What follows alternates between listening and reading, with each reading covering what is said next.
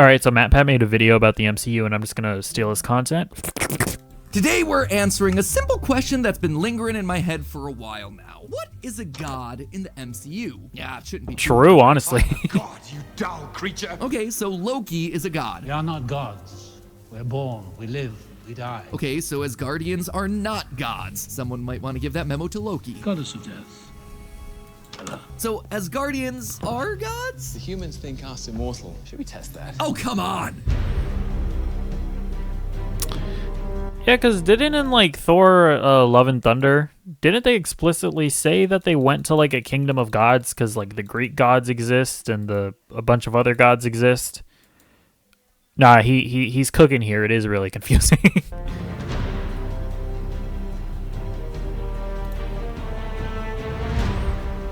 Hello, Internet! Welcome to Film Theory. Hi, MatPat. Genetically engineered to click that subscribe button. Well, loyal theorists, after what could charitably be called a complicated series of delays, Guardians of the Galaxy Volume 3 is finally here to help Marvel Studios. Was it delayed?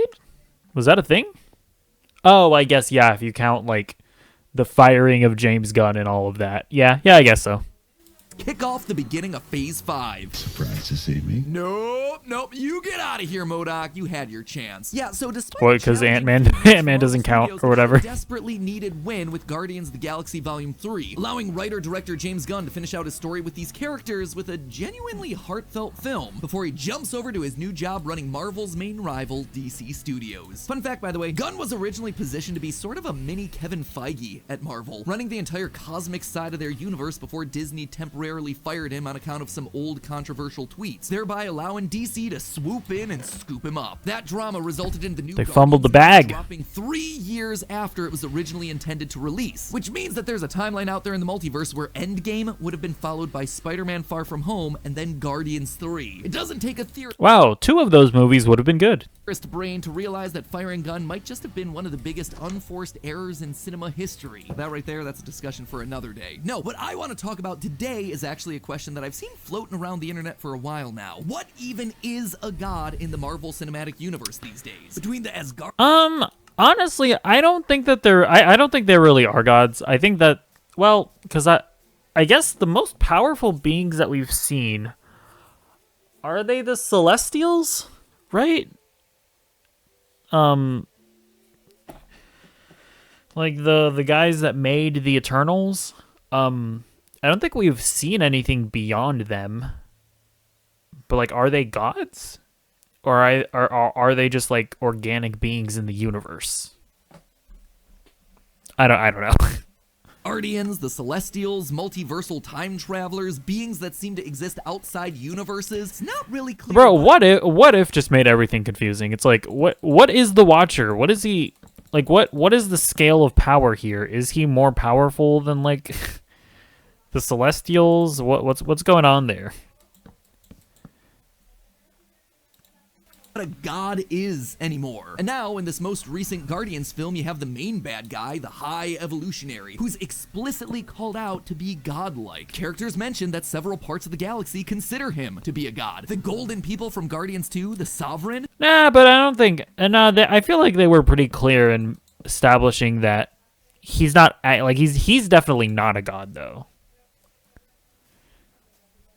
They were created by him, and they treat him Like, there was as literally a their line god. saying Even that. The High Evolutionary himself straight up screams his thoughts on the matter at us with the very subtle line, "There is no God. That's why I had to step in." But for as on the nose as that line is he wrong? I mean, he did create life after all, so is he or is he not a god? At this point, I'm not really sure if Marvel themselves know the answer. They probably You know, don't. It's kind of a big deal when several of your latest films revolve around the god tier characters. Heck, the entire plot of Thor Love and Thunder was about a villain who wanted to kill all gods. Maybe the audience should have known what a god was before they ran with that story, huh? So this is my vow. All gods will die. Hey, if you managed to figure out who's on that list, Gore, more power to ya. You kinda earned it at that point. So if Marvel isn't gonna answer the question in their movies, I thought we'd take a crack at it, loyal theorists. What exactly is a god in the MCU? Are there any actual gods in the MCU? Well, I think I found the answer in a couple of places you might never imagine. So open the frickin' door and hop on in, loyal theorists. It's time to get rolling. When you start breaking the question down, you start to see some key groups forming. The characters of stuff like Greek, Norse, and Egyptian mythology. These tend to be very powerful beings who hold domains over one specific aspect of the universe. It can either be tangible, measurable stuff like the moon or thunder, or more intangible concepts like war, mischief. The MCU has these sorts of characters in spades, as it seems like most major religions throughout the history of Earth are based on them. Thor, Loki, Odin, all the other Asgardians, they're picture-perfect examples of this, as are the Olympians that we met during Is this the middle of the Thunder, thing? like Did I Zeus get and this right? Hercules. There's the I Egyptian think I gods did. of Moon Knight, as well as Namor Vegeta? No, I didn't. Forever, who acts as a representative of Mesoamerican gods. Even characters like the Eternals seem to fit into this category because apparently several of Earth's myths were based on their lives. Humanity once believed we were gods. The flying What? Superman Icarus evolved into the legend of the boy who flew too close to the sun. The legendary warrior Athena became Athena, the goddess of wisdom and warfare. Athena,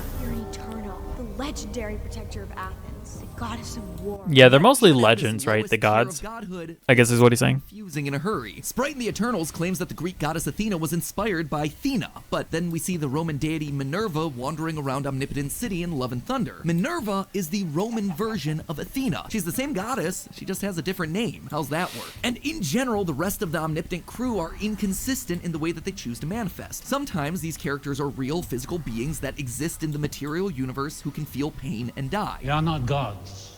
We're born, we live, we die, just as humans do. Other times they need people in order to harness their power, where gods like Khonshu and Moon Knight and Boston Black Panther have to act through a human representative. What are you? I serve Khonshu. I'm his avatar, which means you are too, sort of. Khonshu. Yeah, I don't think there's gonna be any like any logic to any of this. Avatar system. Avatars, blue people. Love that film. By avatar. You mean that? What I mean. Anime. And while the human avatar can die, the god remains. And the only way to get rid of them is to imprison them in little idols for thousands of years. In every single one of these cases, they all seem to just be highly advanced creatures that are lowly human meat brains confused for gods. Jane Foster really sums this up best in Thor 1. Well, magic's just science that we don't understand yet. In general, these groups are classified as gods by the humans in the MCU, but they're not actual gods. Well, sure, sometimes they'll call themselves gods, like Loki in Avengers or Hela in Ragnarok. That's just them flexing their might relative to their audience. When True. push truly comes to shove, and when they're honest with themselves, they know deep down that they're not. That's what I actual said. gods. You're not a god. You know that, right? Asgardians and Olympians are basically just long-lived, very human-looking aliens. Namor is just a mutant. The Eternals are weird flesh robots. The closest thing I think we have to actual gods in this category are the Egyptian pantheon, because they do seem to have some outright control over souls and afterlives. But even then, Yeah, I have no idea what happened in Moon Knight. A physical form hidden out there somewhere in the MCU that can eventually be killed. For instance, we know Bast from Black Panther has control over the afterlife and acts through a human avatar, just like Khonshu in Moon Knight. And yet, we also see her physical form manifested in Omnipotent City during Thor: Love and Thunder. Oh, She's did we? there hanging out with a bunch of other powerful, but ultimately killable Oh, I beings. guess. Because of that, I think we can confidently conclude that none of these characters are actually gods. They're just super powerful, mortal beings. So what's next then? Well, the second archetype that I can think here is your classic creators. Characters who are said to have crafted entire worlds simply because they wanted to. Interestingly, the High Evolutionary thinks that he fits into this category, having created creatures like Rocket and the Sovereign, but when you actually stop and look at who else is here, it seems like Herbert might be a bit out of his league. It's here that you find characters like the Celestials, those giant alien robot gods that use infinity stones like they're nothing. Plant celestial seeds into host planets across the universe. Ego, the living planet from Guardians 2, a Celestial, literally wanted to transform every planet he visited into another version of himself. The other Celestials, they've just been seeding worlds with life in an effort to get themselves to reproduce. There's also Dormammu, the big bad. But that's the thing, like the Celestials just kind of feel like they almost just feel like natural events. I don't even know how to explain what I'm saying. Like they just seem almost like plant life almost, where they just reproduce to reproduce. It's like I'm trying to remember the Eternals. Like, are they even like fully sentient, really? Or are they more like forces of nature? I don't know. He's ruler of the dark dimension. He eats realities to combine them with himself. Seems awfully godlike. And when Galactus is eventually added to the universe in the Fantastic Four movie, I'd expect him to fall into this category as well. But here's the thing, these guys aren't really gods either. And again, we know this based on their own admission. I'm what's called a celestial, sweetheart. A celestial like a god? Small G, son. Well, to lesser beings, these creatures would be considered gods. Again, they recognize that there are higher powers than even themselves. They live, they have a need to reproduce, and they can die. If you kill me, you'll be just like everybody else. Heck, the Guardians team spends a lot of time in Nowhere, which is the head of yet another dead Celestial. As for Dormammu, we see that he's able to be affected by the Infinity Stones, which suggests that he's bound by the physical limitations of the world. As Ego says, If I don't return regularly to my planet and the light within it, this form will wither and perish. the Celestials and Dormammu are powerful, and are certainly more powerful than the base level of gods that we talked about before, but they're only one rung up on this overall power totem pole. What about something more metaphysical? Characters that exist more like ideas, who are said to have created literally everything in existence. In the context of the MCU, we've only really met one of these so far, the cosmic being Eternity in Thor: Love and Thunder, who had the ability to literally alter reality by granting any wish put before it. Eternity. What does he mean, which eternity? Eternity is a very powerful being at the center of the universe. It will grant the desire of the first person who reaches it. Based on the statues that we see at Oh, Eternity's altar, did there are at they? least 7. Did they explain all of that in Love and Thunder? I don't even remember. Altering entire universes on a whim seems like something a true god could do, right? Well, yeah, in reality. But in the MCU, it's not quite godlike enough. Look at Kang and his variants. They've spent eons going throughout the multiverse erasing entire realities, and presumably those realities' versions of Eternity and the other gods. Sure, in Love and Thunder, Gor's problem is ultimately solved by making a wish to Eternity, but it seems like it could also have been solved by just finding another reality where his daughter didn't die, implying to me that Eternity is limited to a single universe. Listen again to where they have to find I guess? in Love and Thunder, the center of the universe, not the center of the multiverse. So is Kang then the one in control of the multiverse a god? Nope. I don't think you can really call any of the Kang variants gods either. He who remains gets killed in his first appearance. Kang the Conqueror gets defeated by large ants. Not very impressive for a god. So even though they have the most multiversal power of any of the creations we've seen yet, even... To be fair, people keeps on knocking on Kang from Ant-Man and the Wasp: Quantumania for getting beat by a bunch of ants. They were a bunch of technologically advanced ants, okay? Weren't they, like, trapped in some portal with Hank Pym for, like, 100 years or something? Am I making that up? Maybe. I don't know. They aren't at the top of this heap. Honestly, when you look up and down the whole hierarchy of power here in the MCU, none of the characters we meet really seem to match up with the true idea of what a god should be. In one way or another, something always cancels them out. Something can destroy them. Something can make them mortal. And if we'd gone into this theory a year ago, I'd leave it there. There are no true gods in the MCU because ultimately there is no higher power. But I'm not convinced that that's the case anymore. Oh my gosh. Scenes in Guardians Volume 3 sees Rocket Raccoon's consciousness wake up in a misty white room. It's here that he speaks with the spirits of his lost friends. They tell him that they're flying through the forever sky and that he's welcome to join them, but just not yet. Rocket still has a purpose in the world. Rocket then asks, a purpose for what? They made us for nothing. And his friend disagrees, saying, there are the hands that make us, and then there are the hands that guide the hands. Now, this could just be happening in Rocket's head. This could just be the brain of a dying animal trying to make Probably is. to add weight to a climactic scene. But to me, I think this confirms that the MCU has an afterlife, one beyond the astral planes of Black Panther, one beyond the field of reeds and Moon Knight. This feels like absolute confirmation that there is some sort of all-powerful force, the hands behind the hands, a god figure running everything behind the scenes. And you won't believe where we really get that answer from. Kevin? It stands for knowledge. Oh god. One who's making all the decisions here? Yeah, I gotta be honest with you, I didn't really expect to get a whole lot of universe-altering knowledge from She-Hulk. Are we really expected to take that literally?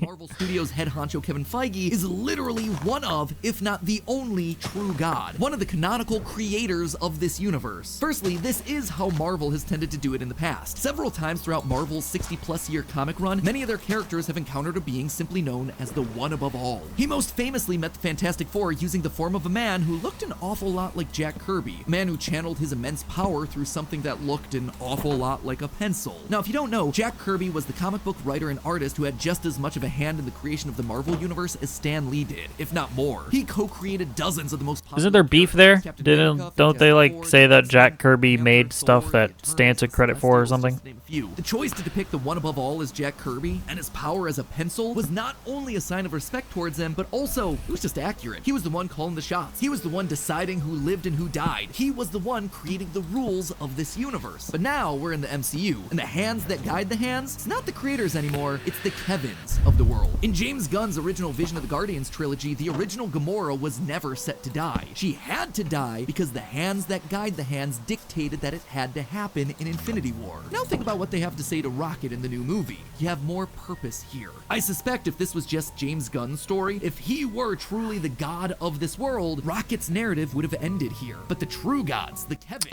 Honestly, I don't know. I really do feel like having the Guardians have a happy ending and living on, I think that that's a lot more narratively fulfilling than just killing them off and having them die heroically, because the whole point of the Guardians is that they're not, or their entire lives they weren't heroes. Like, they were these outcasts, they were these losers, as you know, as they said in the first movie. That's what I really appreciated about the ending of Guardians 3, is that they did get happy endings. To me, that was a lot more narratively fulfilling. But so yeah, I don't agree with that. I don't know that it was a whole thing of like, oh, the Kevin Feige forced James Gunn to do this. Because I feel like by the time James Gunn was making Guardians 3, I'm pretty sure he had enough clout that I don't know that Kevin Feige would have even gotten that involved to that extent. Or whoever's above him, they're the ones deciding that Rocket has more franchise potential. He has more to do. His narrative isn't over, and so he must live on. Now, you might love that this is a really meta answer, or you might absolutely hate it. I'm just here to tell you what the films themselves are saying, or at least what I suspect James Gunn here seems to be saying in Guardians of the Galaxy 3. I feel like a lot of this is actually just commentary for him having to deal with a killed-off Gamora, but maybe I'm just reading too much into it. That said, there is one force that's even more powerful than Kevin, and that's us. You, the audience. In a lot of ways, we are the real gods of the MCU here. As long as we keep watching the movies, the characters will continue. I am a god gamer. Once we stop watching, well, that's when the Kevins of the world start to panic. It was our indifference and disappointment towards Phase 4 that got Kevin to slow down releases. At the end of the day, the Kevins of the world are ultimately serving us, and we are in the position of power deciding whether or not we approve of the offerings they give. They toil so we can consume, and if that's not a godlike relationship, I don't know what is. So while they might be the hands that are guiding the hands, we are the eyes watching it all happen, deciding whether or not we approve of their work. Here's the moral of the story, friends, and you best listen up, Marvel. If you can't answer important questions about your own universe, if you keep putting out stories that no one wants, if you can't get your act together... Hey! Eternals was a good movie, okay? You all have the wrong opinion.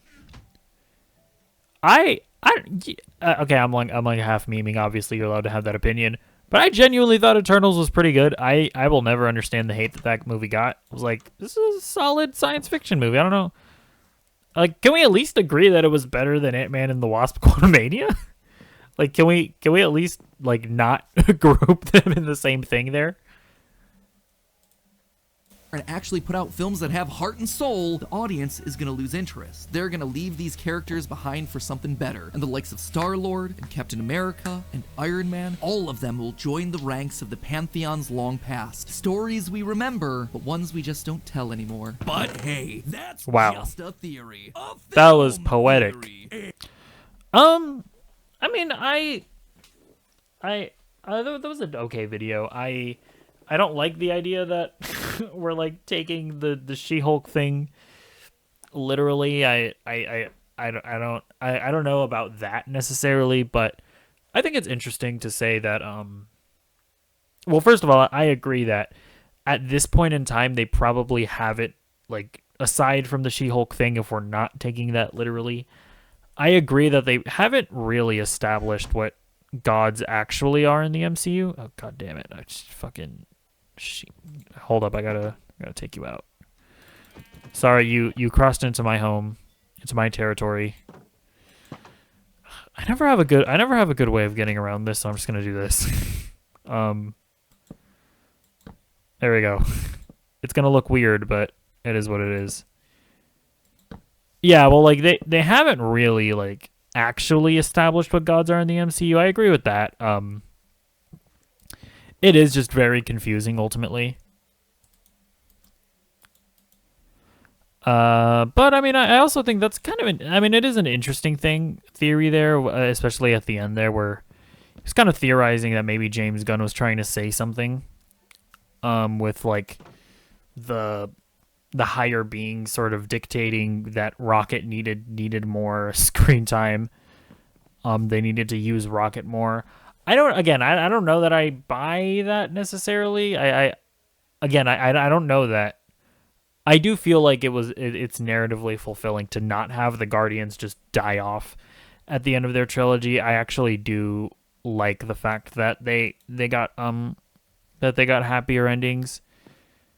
I mean, sure, is it also a plus side that they're going to be able to use them again? I mean, yeah, of course. But again, I don't know.